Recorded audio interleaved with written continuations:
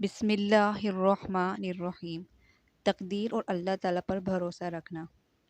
تقدیر پر ایمان۔ حدیث نمبر 1۔ نبی کریم صلی اللہ علیہ وآلہ وسلم نے ارشاد فرمایا، تم میں سے کوئی شخص مومن نہ ہوگا جب تک کہ تقدیر پر ایمان نہ لائے، اس کی بھلائی پر بھی اور اس کی برائی پر بھی، یہاں تک کہ یہ یقین کر لے جو بات واقع ہونے والی تھی وہ اس سے ہٹنے والی نہ تھی، جو بات اس سے ہٹنے والی تھی اس پر واقع ہونے والی نہ تھی۔ حدیث نمبر 2۔ حضرت ابن عباس رضی اللہ تعالیٰ عنہ کو نصیحت۔ ابن عباس رضی اللہ تعالیٰ عنہ کہتے ہیں کہ میں نبی کریم صلی اللہ علیہ وآلہ وسلم کے پیچھے تھا۔ اے لڑکے، میں تجھ کو چند باتیں بتلاتا ہوں، اللہ تعالیٰ کا خیال رکھ، وہ تیری حفاظت فرمائے گا۔ اللہ تعالیٰ کا خیال رکھ، تو اس کو اپنے سامنے پائے گا۔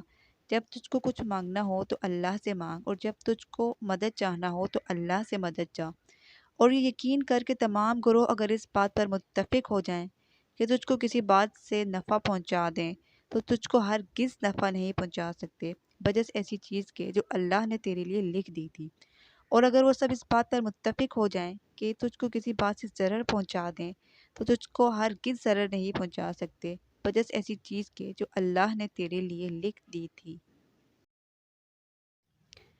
5 چیزوں سے فراغت۔ حدیث نمبر 3۔ نبی کریم صلی اللہ علیہ وآلہ وسلم نے ارشاد فرمایا، اللہ تعالیٰ نے تمام بندوں کو 5 چیزوں سے فراغت فرما دی ہے، اس کی عمر سے اور اس کے رزق سے اور اس کے عمل سے اور اس کے دفن ہونے کی جگہ سے، اور یہ کہ سعید ہے یا شقی ہے، جو مقدر میں ہے وہی ملے گا۔ حدیث نمبر 4۔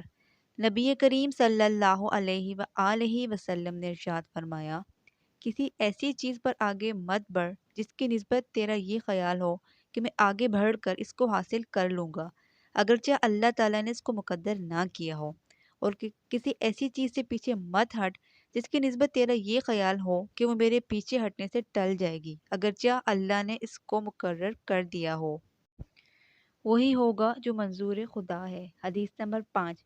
نبی کریم صلی اللہ علیہ وآلہ وسلم نے ارشاد فرمایا، اپنے نفع کی چیز کو کوشش سے حاصل کرو اور اللہ سے مدد چاہ، اور ہمت مت ہار، اور اگر تجھ پر کوئی واقعہ پڑ جائے تو یوں مت کہہ کہ میں اگر یوں کرتا تو ایسا ہو جاتا، یوں کہہ کہ اللہ تعالیٰ نے یہی مقدر فرمایا تھا، جو اس کو منظور ہوا اس نے وہی کیا۔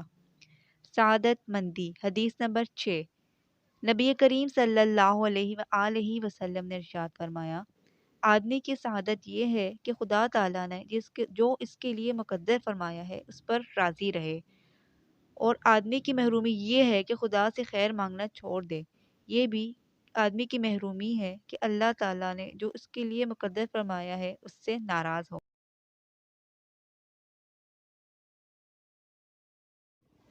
توکل میں کامرانی ہے۔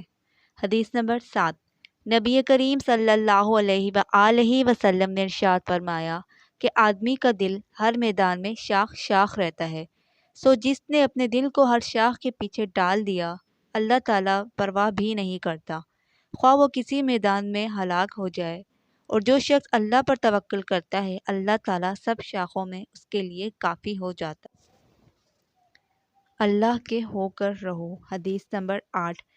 نبی کریم صلی اللہ علیہ وآلہ وسلم نے ارشاد فرمایا، جو شخص اپنے دل سے اللہ تعالیٰ ہی کا ہو کر رہے، اللہ تعالیٰ اس کی سب ذمہ داریوں کی کفایت فرماتا ہے، اور اس کو ایسی جگہ سے رزق دیتا ہے کہ اس کا گمان بھی نہیں ہوتا، اور جو شخص دنیا کا ہو کر رہے، اللہ تعالیٰ اس کو دنیا ہی کے حوالے کر دیتا ہے۔ تدبیر و توکل۔ حدیث نمبر 9۔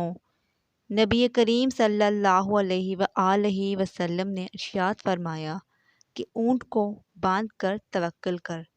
فائدہ، یعنی توکل میں تدبیر کی ممانعت نہیں، ہاتھ سے تدبیر کرے، دل سے اللہ تعالیٰ پر توکل کرے اور اس تدبیر پر بھروسہ نہ کرے۔